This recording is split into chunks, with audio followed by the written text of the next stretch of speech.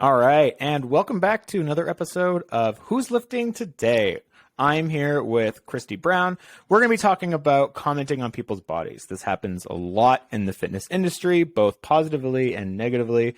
Christy has a pretty unique story, kind of talking about like where this can go wrong. And we're going to kind of talk about like, well, what can we actually do about this, or how should we change? Because I don't want this to just be us like complaining about the consequences of commenting on people's bodies. I would like this to actually be like productive and like where we should move forward instead. So, Christy, thank you so much for being on the podcast. I love your podcast. So I'm super pumped to be here, Mark. You're just awesome. So always a pleasure to be here.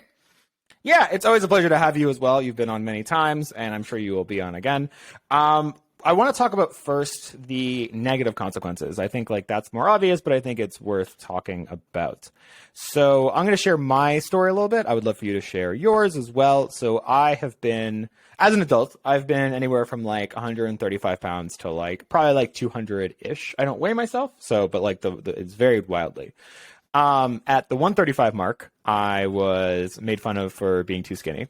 At the like 185, 165 mark, there were other negative comments that were made, but less about like appearance, because I had kind of a physique that was like athletic and had abs, and like so like there was less negative comments at that time. But when I became like 200, those all went away. Because I no longer had the abs, I no longer had that physique. I was stronger and healthier than I was before. But more comments were made, especially being in like the online space. Like I've got, we've got 15-year-olds on TikTok calling me fat now. And like, that's that's a whole other story in itself. Can you kind of share, cause you have a very interesting past where like you went through like the bodybuilding world, and, while there was a mix of positive and negative comments, let's focus on the negative for now and kind of let us know kind of your backstory there. Yeah. So I grew up as somebody, I was never thin. I was, as a girl, I think all the girls listening to your podcast right now you kind of like look at your group of friends and you're like, oh man, I'm not the skinniest. And sometimes, and in a lot of group friends, I was the fattest. I was the biggest one. So it was always a thing with me, like, oh my gosh, I need to look like my skinniest friend. And that kind of carried on. And I think just the way that I grew up in the 80s, 90s. So just the way you grew up then was, we had MTV, we had like, all those things kind of pointing at us like, oh, we need to have like flat abs. And, I think our parents grew up just thinking that health equals getting skinnier or shrinking yourself. Or if you're a man, making sure you have muscle on your body. So we all grew up in this way to where it's just like, okay, you need to look a certain way to be worthy, to be loved, to be liked, to be adored. And so as an athlete, I was a student athlete, I was a high school collegiate athlete, and then eventually became a bodybuilder. I went through a lot of ups and downs with my body. Like, of course, when I was playing tennis, it was super lean. And then when I was in bodybuilding, that was at my leanest. And so a lot of the negative connotations actually came from the people telling me, hey, you've lost so much weight. And then I felt like I had to keep that. So it was almost like, man, if I wasn't at that super lean place, like from bodybuilding, like peak week right before then, right, like that's not good enough. Yeah. Like if you're not 10% body weight at like the bodybuilding world, then like you've like lost it or like fell off the wagon. Because like, can you talk a little bit more about that? Because like there was a period of time where like you were definitely leaner than like the average person. Just being in bodybuilding kind of pushed you to that level. I would love for you to focus on like the time after that where you had to like regain weight essentially for your health. And you've like talked about this on the podcast. But what were the comments when you went from like a super lean to like honestly just like regular weight, like not even like just like a not bodybuilder physique, like it was, can you talk about like some of the comments that were made at that point?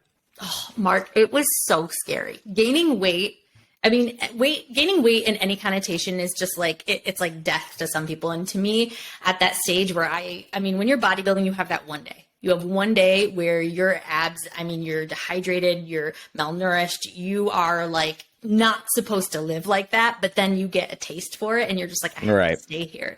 So it created this really obsessive monster within me to where it's like, I have to look this way. I have to always eat this way. Started backing off from social events. If, the social event got into my gym time, nope, it's not going to be there because I was so scared to lose this. So when I finally got into the process of healing my relationship with food, knowing that I'm going to have to gain weight, this is not my ideal body. I have to work so hard to be here. And that wasn't even the point, that I have to work hard, but that my social life was going down the drain. My husband and I almost got a divorce. I mean, my social life was just non-existent because all I did was meal prep and go to the gym. So when I was in the process of gaining weight, I actually, every little pound was like a freak out moment. I remember when I first gained 6 pounds and I'm like, this is it? Everybody's going to think I'm so fat. And I posted this picture up and I'm like, I know you guys can see my stomach, but here it is. And everybody's like, Christi, what are you talking about? Like, the body dysmorphia just takes over and you think that every pound is 50 pounds and it's just devastating. So at that point, I think you're more into yourself and then you are like with other people, and then come the other people commenting. So that can be pretty devastating. I have a couple stories, but tell me your thoughts, Mark. No, I absolutely agree. And like most people I know who have like done a bodybuilding show kind of went through a similar process where like the expectation is to always be lean year round. And what I would love to talk about as well is, I think there's this idea that negative comments will lead to, it's kind of like a tough love approach where like, hey, like I'm going to call this person, fat or out of shape, or like kind of tell them that they've like lost it or fell off the wagon. But what the idea is that like, oh, but I'm giving them tough love so that they're going to feel bad about it and go work out and like kind of start their journey.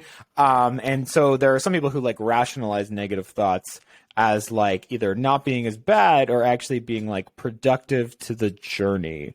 I think it's good to talk about, and I would love like kind of your experience on that, like when the comments came around, because so one, there's like studies on this that like negative reinforcement actually has like really poor outcomes, especially long term. It benefits in the sense that like it might get you to that one workout because you feel so like guilty or ashamed, but in terms of sticking to a program long term or sticking to your journey long term, we don't really, it doesn't work. It unfortunately like doesn't work. One, because like how guilty you feel like fluctuates, right? Like it's not a good motivator. And on top of that, it also brings a lot of like other negative consequences where like maybe it gets you to the gym, but now you feel terrible about yourself. And like we don't necessarily need those trade-offs. Like there are better motivators that like we don't have to sacrifice. Like, well, I'll go to the gym. I'm getting my workout in. I mean, I hate myself, but like I made it to the gym. Like we don't have to like do things like that, and like it just end up not working long term.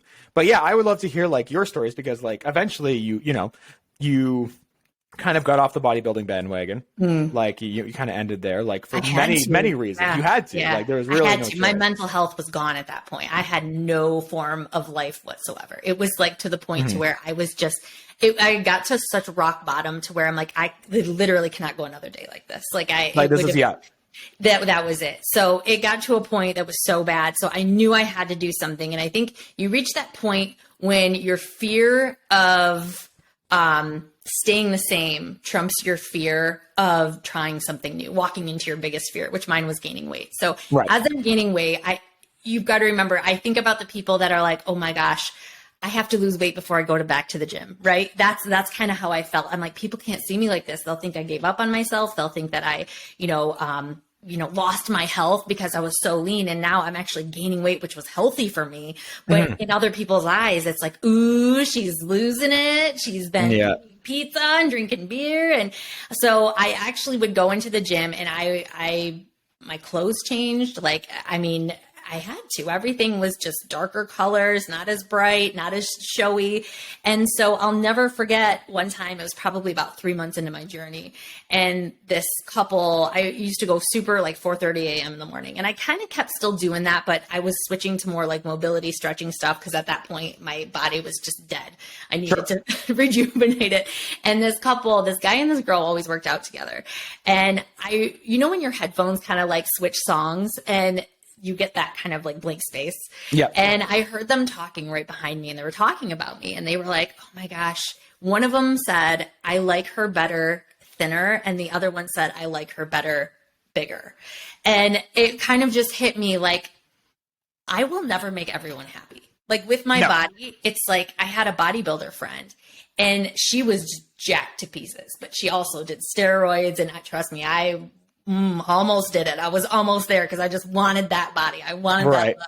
Thank God I didn't, but I wanted to be at her level. And to to everybody else just walking down the street, I mean, I was that person where people would be like, oh, you're a personal trainer. You must like really work out, because people could tell. But to her, I was like nothing, because, you know, that was my point, where I'm like, I'll never be able to make people happy no matter what my body shape is. So where am I happy at? So it's just the comments that kind of hit me. And, you know, kind of going back to what you were talking about, Mark, about, you know, really, well, I'm worried about what other people are going to say. And you're talking about that too.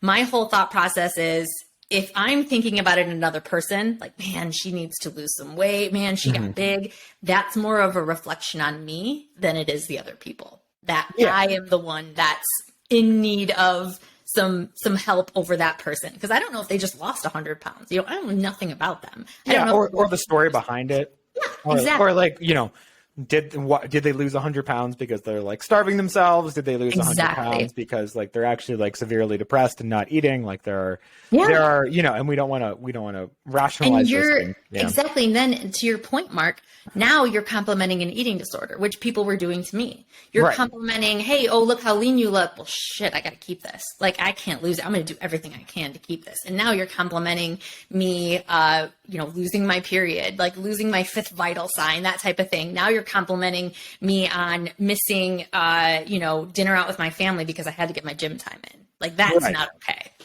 Yeah, absolutely. And I think like it's important to understand too is that like eating disorders are not just people who are underweight. Like, in fact, like most of them aren't. Like when you look at people who are diagnosed with eating disorders, like these like most of them would be like, from a BMI standpoint, like normal weight. I think like that's important to understand, is that like this really is not something that you could tell.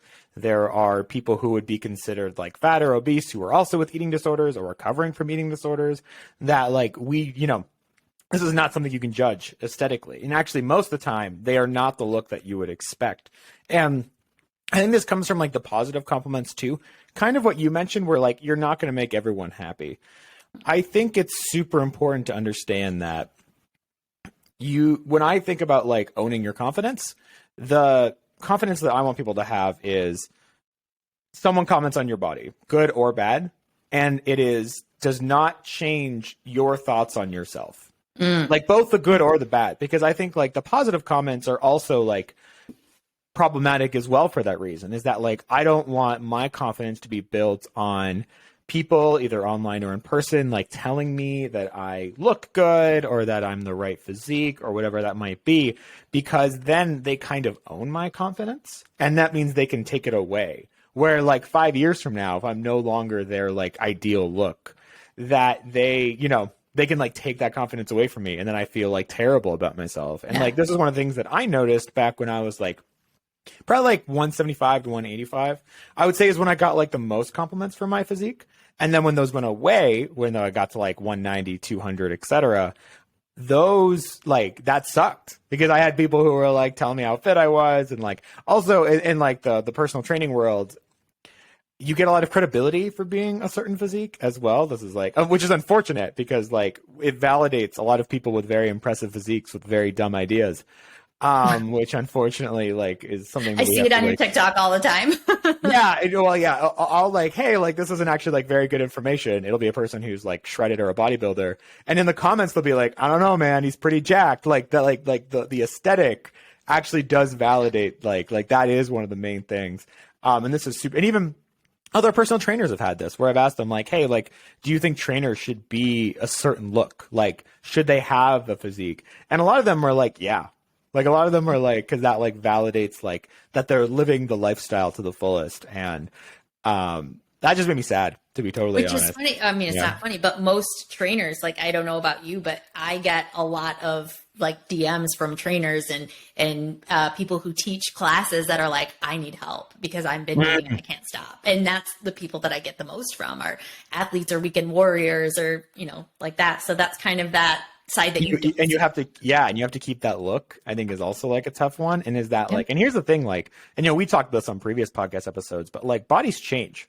So like, so like, I don't care what your nutrition plan is or your training plan or your lifestyle, like you are going to age. It is a natural, normal part of the process, but that means that the body you have now can't be the thing that defines you, because you're essentially renting it. And I think like that needs to be, you can't own that. And this is where like the compliments come in, is that like, if I'm a 26-year-old and I'm super fit with abs, I'm getting all these compliments, man, the fall when you hit 35, 40 and you just can't, like, your body changed to no fault of your own. Like, no matter, like, I don't care how dedicated to the grind you were, like, that's going to change. And I think like that's super, super important to talk about, because like people can build your confidence up through the aesthetic grow, but people can also like bring you down.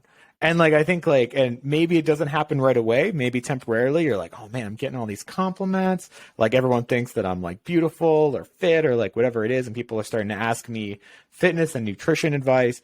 But now people are like all that's gone away now. And all that happened is like, I turned 35 or 40, or like, I'm just not that look anymore. And to be clear, like, that's fine. Like, that's part of the process. And I wish we like normalized that more, that we don't need to be, we don't always need to look 21 forever. I think like that's like, and like, it's like, we try so hard to do that. And it's like, what if we're just okay with it? Like what, and like, there's nothing inherently wrong about it. And I think we need to have a better conversation on there. That was a lot. I went on a hard rant. Please. No, I agree with that rant. I was at one point, I was going to be like, oh, like, it's beautiful. But I think it just emphasizes the fact that health and weight loss are not mutually exclusive. Like, health is not a look. If we took away your look, if you could never see yourself, nobody could ever see yourself, how are you healthy? Like, that's what we need to start thinking about, is how do I take care of my body? How do I satisfy my cravings in amounts that feel good to me? How do I move my body as a way out of self-care rather than punishment? Like, here's the thing, is that I work with a lot of athletes and people who love, to still, I have dancers, I have people who are choreographers, I have people that are fitness instructors, tennis players, golfers, like all these people who still play, and they're like adults like me, we have kids, we have a life. And, right now fitness is that part of our lives that we enjoy doing. It's no longer, I have to do this to burn calories. We're still healthy.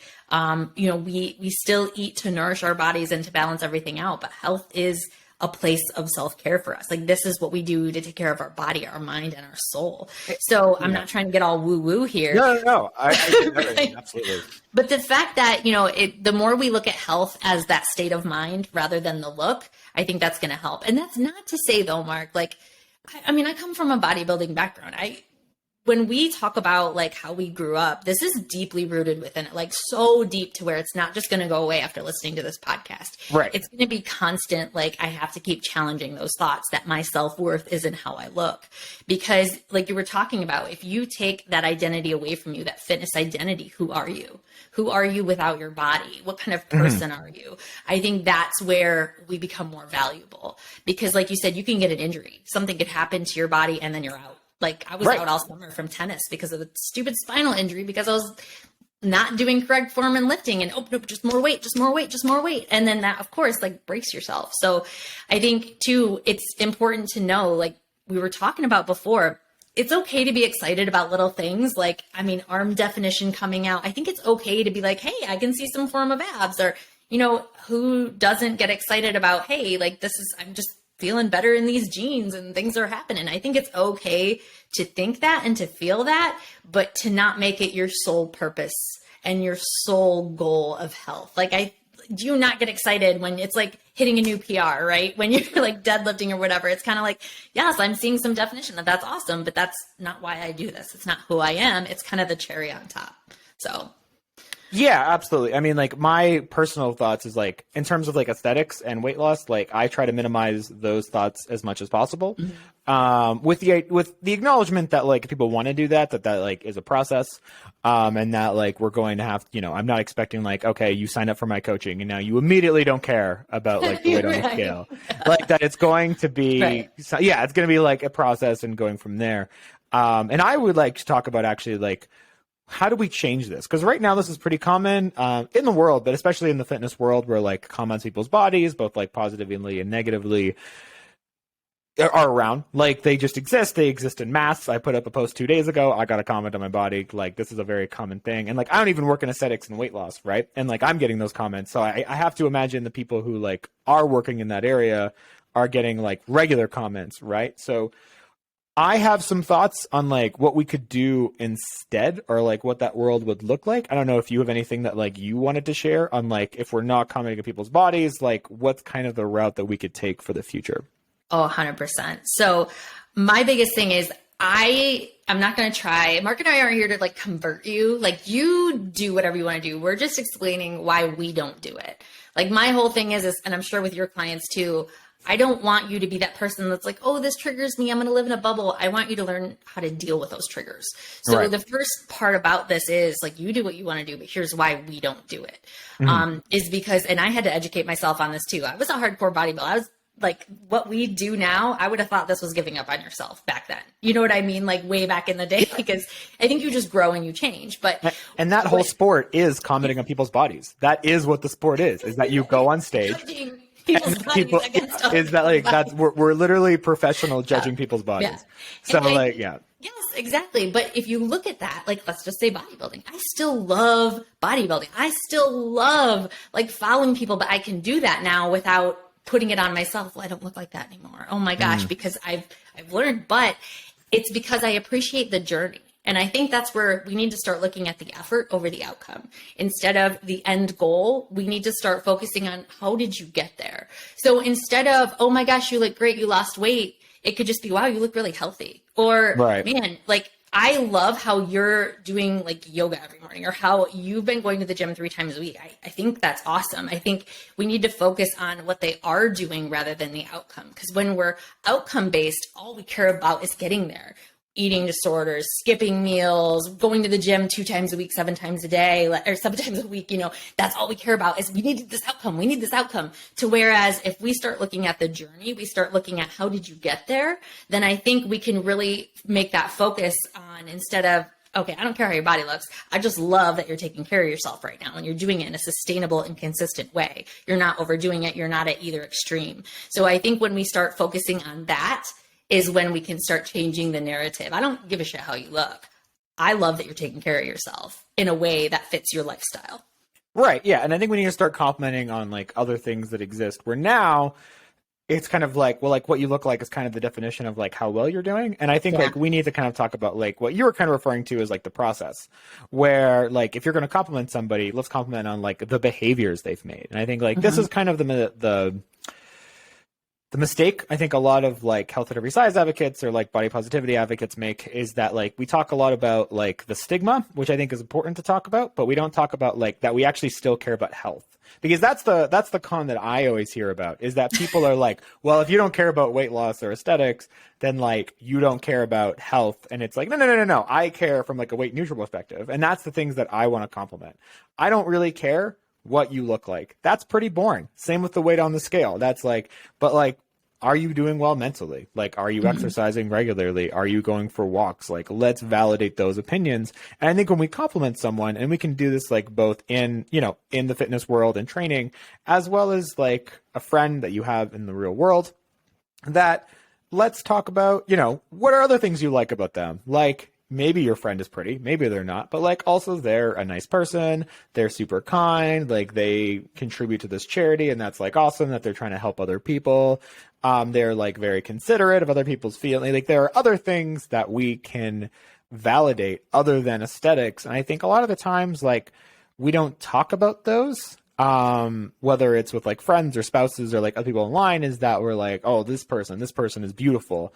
Like, I don't know anything else about that person. And the beautiful part is kind of boring. And I think like, that's like, we need to start giving compliments about other things. If we don't want to just talk about the body or like what people's looks like, we got to start complimenting people on like other things we like about them. Like, I'm assuming the friends that you hang out with, you're not hanging out with them because like they are the hottest person that exists, right? Or like you think they're super hot. Friends, but no, we're all moms doing our thing, like exhausted at night, but we're like, I've got a glass of wine. How about you? Yeah, absolutely. I think like that's like important, is that like shifting that narrative on like what we compliment for, because if we keep complimenting on just like aesthetics or weight loss, those are going to be the things that are like prioritized in society. Like we got to move to other things. And kind of what you were talking about, like the process, like if someone loses 50 pounds, maybe not congratulate them on the weight loss, but congratulate them on like the behavior changes. Exactly. And whether they are, and I think that's also important, is that like we should focus on the behavior anyways, because if someone loses weight, if they do it through like healthy means, that's probably fine. But if they did it because they're eating like 800 calorie diets and starving themselves and they hate who they are, like maybe we don't compliment that because like we don't want to validate the choice that was made there. I think like that's like, I think like just shifting on what we compliment about, I think is super important. Yeah. And I think too, like if you think about it, what are people looking for in weight loss? Like, why do you want to lose weight? Well, I want to get healthier. I want to be more confident. I want to be happier. I want to have more energy. So are they embodying those things, right? You can definitely tell. Sometimes they're like, oh, I just lost 50 pounds. And they did it through like a 2-hour intermittent fasting window and only ate for 2 hours a day. Right. It's like, you can tell their energy is going to be dropping. But if they're like bubbly and, you know, you really lit up a room when you walked in here, like you are way more confident. I've noticed, like, what's going on with you? You know, you tell me what you're doing because it's working, you know, or maybe they're like meditating, I don't know, like journaling, whatever it might be. They're going to see a therapist. Like these are all things we need to start, I think, prioritizing. They're getting more sleep, right? That's, you and I are both big on that. Like sleep is a big component of health. If you're not getting enough sleep, like your health is going to be not great. I don't care how you look. So it's one of those things where, you know, the more sleep is suiting you. I can see this in your eyes. You just look brighter, you look happier, you look healthier. So there's a lot more we can compliment on, because I think too, the more we focus on the aesthetics, the more people are going to go into that all or nothing, black or white. I got to go quick. I got to do this hard. And then they fall off, and then they get on, and then they get off. So whereas if we focus on whatever you're doing, like you seem more confident, and, you know, I would rather focus on those things, because that's what they're going to strive for. They're not going to focus on weight loss anymore. Now they're going to focus on, well, what makes me more confident? What makes me happier? Right. Do the things that make you feel better. Right. So yeah, I think that's important. And also like kind of bringing it back is that like bodies change. Right. And like bodies, like, and like we have like science for this, where like the hard part is not losing the weight. The hard part is keeping it off. And I think like that's super important, is that like, we don't want, you know, someone's lost 80 pounds and we tell them how amazing they are or like what they've done. But I think if we tie that to the aesthetics, well, like statistically speaking, like, you know, depending on what study you look at, excuse me, like 80% of people, you gain it back within like a year. It's like 90 to 95 within like 5 years.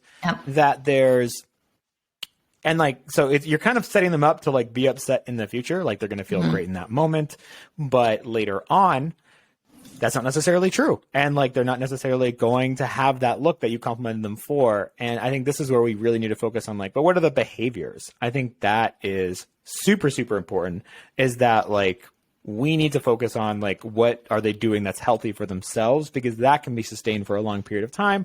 Whereas like, whether they lose the weight and keep it off, statistically, that's like probably not going to be the case. There are exceptions, but that's like probably not true. And so if we comment on their people's physiques in that way, that like we're kind of setting them up to be upset later. And I think like that's why we need to really focus on like, what are the behaviors as opposed to like how much weight they lost on the scale, and then go from there. Absolutely. It's a 2% rate. So 98% of people will actually like fail at the diets. I mean, we're talking within like a year long study, and the people that can do it longer than 2 years, it's like 2%. So, I mean, honestly, Mark and I could literally put you on a nutrition and strength training program. I don't care what kind of build you are. We could get you 6-pack abs. We could get you all the things that you want, but you will not be happy. You will not have a life, and you will just be like, okay, I got here, but now I don't have any energy to do anything, which is kind of how I felt. Your libido goes down when your metabolism goes down. It's this whole mess of things that just keeps going. So you get caught in this cycle of lose it, gain it back, gain more back, feel bad about yourself, lose it, gain back. And it's just this bad cycle you get into. So, and I don't want to get to that world that becomes worth it. You know what I mean? That like, I think, and I'm always worried that like people are like, okay, well, like I've lost my libido. I'm super angry all the time. I'm low energy. Nothing else is fun, but I look great. So like, maybe that's like, I'm like genuinely worried that we're getting to this area where like the value of aesthetics is so high for some people that like they're just gonna go through with it, hearing all of that, and they're like, no, it's still worth it. Mark, do you remember the episode of The Office where Kelly Kapoor, she takes the worm and she goes, about size 2 bathing suits, and she's all sick looking, and she goes, I'm gonna be looking amazing. Yeah, exactly. Yeah, literally that. Only we might have that like in the real world, where like it's terrible. Yeah. Or even on your end, where like it got so important at one point that like you kind of looked at steroids and was like, maybe like this became like a vibe. Like you didn't, but it became like a vibe. And like, listen, the bodybuilding world is like not natty. All right, like I don't, and like a lot of those competitors like take that route. Okay, even the ones that are like all natural and they say natty in their bio, it's like those are they like, use other things. They use like yeah. So like, and that's because like the look was so important that we're literally talking about taking like non-prescribed medications. Yep. Like, and that's a place that I don't want to be in. This is why we have to compliment people on like other aspects of themselves. Like, are you a smart person? Are you nice? Are you kind? You can do this with your spouse. You can do this with your friends. What are things that you actually like about them? Like, are you just in a room with them because they're just like a pretty thing in the room? Or are you with them for like other reasons? Probably the second one. I have to imagine that like we need to kind of shift that if we want aesthetics to not be as important or people to not comment as much on people's bodies, we have to lower the value of what that exists. And that I think that starts with like the individual and then like moves up to a higher level. Absolutely. I love it, Mark. I think you just hit everything on the head. It's such a journey through it. And I think the older you get to, I don't know what it is about it, you just don't care as much about the weight. You're just like, I just want to be healthy. I just want to be at this point where I want to live my life. Like in your 20s, you're kind of just at that point where you're like, yeah, I look good because you're trying to find a person and, you know, your soulmate and all these things. And then you're just like, man, that was a lot of time wasted doing dumb shit. And you learn a little bit better in your 30s, and hopefully by your 40s, you're on like a nice, good stride. I don't even know if it's about finding soulmates, to be honest, because like I know people who are like in steady, committed relationships, but like what's a big factor to them is like, how many likes do I get on this photo? Like that's it's like 20s, 30s, 40s. And I think like that's like a very scary place to be too, because like, you know, your significant other is probably going to like you for other things other than what you look like, I'm going to assume. But like Instagram may or may not. Like that I think is like, it was like if you know, and Instagram, like that's anybody who's been in the online space long enough has had some pretty outlandish comments made by them about their physique. And I think part of that is like, one, they don't actually know you. I think that's like important to like, these are just like trolls online, but like, it's very easy to like be rude about your physique behind a screen.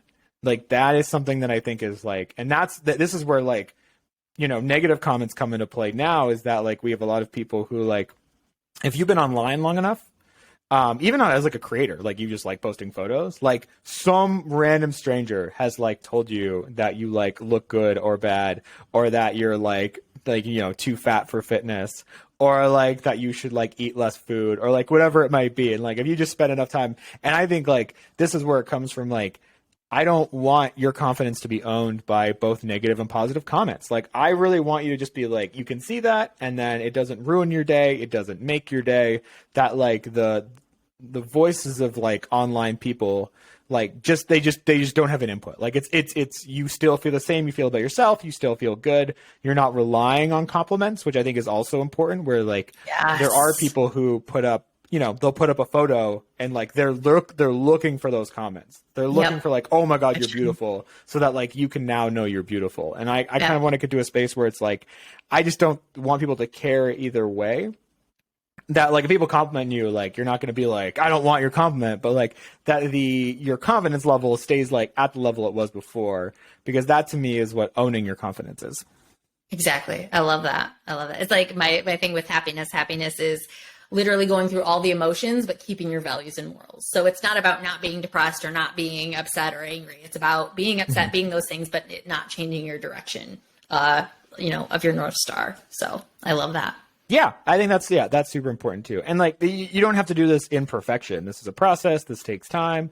But like, I think, you know, the less value we put on aesthetics, it tends to be the case that people are happier. And it tends to be the case that people who really value your aesthetics and people commenting on your aesthetics, that's a very dark road. I think anyone can like, you know, we can talk about like the bodybuilding world is kind of like the best example of this, where like, cause it's all about that. And like, man, those people are depressed. Like behind the scenes, there are so many eating disorders. I talked about a study that was back in the day. They took male bodybuilders and they like went through kind of like what it takes to diagnose someone with an eating disorder, and it was 70% of all male bodybuilders in this study were clinically diagnosed with an eating disorder. Oh yeah, that it's like like this a is like, normal thing. and these are people who like really want the comments on your body. Like it's really, really important to them. And like, this is just like, we are going to make people depressed if this is the values that we bring on them. And these are people who like, you would think that like, oh my God, these people are so impressive physiques. Like they must be so happy. These might be like the most upset people in like that, like, you know, behind the scenes, behind all the cameras and the tanned looks. I really hate bodybuilding. And like, so we're going to go a little bit off on here, but like this, you know, this is like the prime example of like commenting on people's bodies and focusing on aesthetics does like not pan out, and that like being able to move away from that works like really, really well. So that was my big rant on why bodybuilding is terrible. I know you like it. We're going to disagree on this one. That's okay. I know. And my whole thing is it's not bad. I do know some people that can go through it, and they go through it completely subjectively. They go through it like a scientist. It's just numbers to them. It doesn't have anything to do with their self-worth. It's just numbers. And to them, I am not that person. I cannot bring that logic to my head. To me, I'm such an emotional creature, and I am an empathetic person. I'm a sympathetic person. I have lots of emotions. So that does not work for me. So I honestly I think bodybuilding was awesome for me, but it was after the fact, after the show.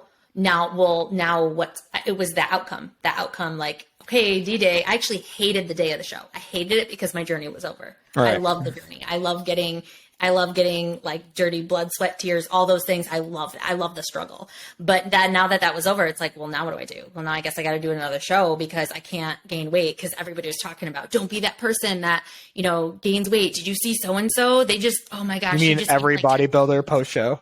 And you're supposed to gain weight. Your body is in prime weight gain mode. Your body is looking to gain fat. Your body's excited to gain weight post show. Oh my gosh, you have to. You're starving. You're so scared. Yeah. So it's after the show that really screws you up. So. Yeah. The part where you go back to the normal weight and it's not all about your physique. I agree. Yep. Anyways, so yeah, I'm sure we could have a long debate on the values of bodybuilding. But I'm not trying to make this podcast episode about that. Maybe one day I might just bring like a bodybuilder on and we'll just have like a conversation. That would be interesting. For anyone in the audience who knows like a bodybuilder who wants to like debate the values of bodybuilding, I am ready and willing, and we can go from there. For yourself, what's the number one tip you have for like, how do we stop commenting on people's bodies? And also, if people are commenting on people's bodies, how do we take that? What's our approach to dealing with that? Like, what would you say? So if you're the one getting commented on, I highly encourage you, if you find it a trigger to yourself, if it's triggering for you, I do want you to obviously focus on that, but I don't want you to live in that trigger. I don't want you to live in a bubble. I want you to learn how to deal with those triggers. You cannot like have control over what other people say about you and do. Like you just can't have control. What you do have control with is what you do with that information.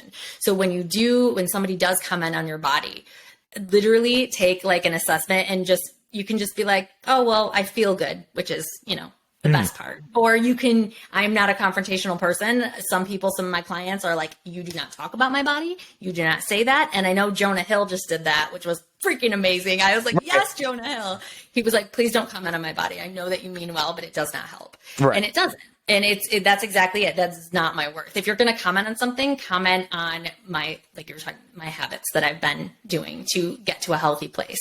And if that comes with weight loss, then that comes with weight loss. If that comes with weight gain, then that comes with weight gain. So my biggest thing for you would just be to remember that you are not what you look like. Your body is a container, right? All the good stuff is inside. Right. Like what you do with it. I think we need to start focusing on decorating the outside to fix the inside. It's like taking your car to a car wash when it really needs an oil change. So when you really look deep inside, like you got to stop decorating the outside. You got to work on the inside first. Right. Yeah. It's all about the inside. I absolutely agree. That's what it's all about.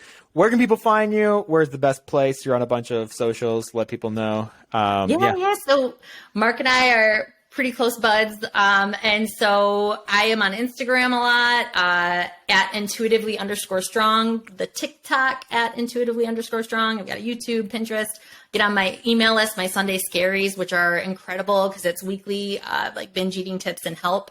And yeah, Mark and I even have like a course together, which is called the Badass Course on my website too. So, get that intuitive nutrition and workout session in, which is awesome. So. Nice. Yeah. Thanks so much for being on here. I think this is super important because this is so common in the fitness world, and just in the regular world, to be totally honest. But yeah, thanks for your time and expertise today, Christi. Awesome. Thanks, Mark. All right. And thanks everyone else for listening to another episode of Who's Lifting Today.